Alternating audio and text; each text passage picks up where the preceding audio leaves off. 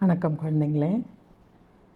ராமரும் பரதரும் சின்ன வயசில் விளையாண்டுட்டு இருந்தாங்களாம். விளையாண்டுட்டு முடிச்சுட்டு அவங்க அம்மா கோசலை மடியில் வந்து ராமர் வந்து ஃபஸ்ட்டு படுத்தாராம், சந்தோஷமாக வந்து படுத்தாராம்.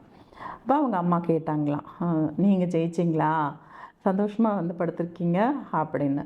இல்லைம்மா, பரதன் தான் ஜெயிச்சார், அதனால தான் நான் சந்தோஷமாக இருக்கேன் அப்படின்னு ராமர் சொன்னாராம்மா.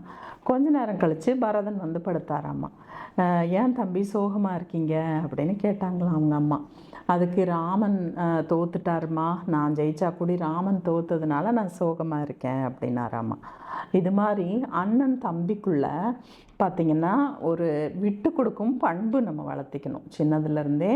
அந்த மாதிரி நமக்கு யார் ஜெயித்தாங்க யார் தோத்தாங்க அப்படி இல்லாமல் நம்ம விட்டு கொடுக்குற பண்புகளை நம்ம வளர்த்திக்கணும்.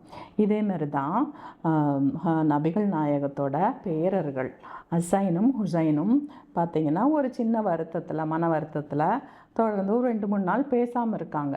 அதுக்கு அவங்களோட அம்மா வந்து சொன்னாங்களாம்மா, ஏன்பா உங்களுக்கு நம்ம நபிகள் நாயகம் என்ன சொல்லியிருக்காங்க தெரியாதா, யார் முதல்ல பேசுகிறாங்களோ, ஏதாவது ஒரு மனக்குழப்பம் வந்து நம்ம பிரிவு இருக்கும்போது யார் முதல்ல பேசுகிறாங்களோ அவங்களுக்கு தான் சொர்க்கம் கிடைக்கும் அப்படி சொல்லியிருக்காங்க, தெரியும் இல்லையா அவங்களுக்கு. அப்போது நீங்கள் இப்படி பேசாமல் இருந்தால் எப்படி கேட்கும்போது அவங்க சொன்னாங்களா 2 பேருமே. இவங்க கிட்ட கேட்கும்போது, ஹசைன் கிட்ட கேட்கும்போது, இல்லைம்மா தம்பி ஹுசைன் வந்து பேசட்டும், அப்போ அவருக்கு சொர்க்கம் கிடைக்கும் இல்லையா, அதுக்காக தான் நான் வெயிட் பண்ணுறேன்னு அண்ணனும் சொல்கிறாராம்மா. தம்பிக்கிட்ட கேட்டால் தம்பியும் அதே சொல்கிறாராம்மா, அண்ணனுக்கு சொர்க்கம் கிடைக்கும் தான் நான் பேசாமல் இருக்கிறேம்மா அப்படின்னு என் தம்பியும் சொல்கிறாராம்மா.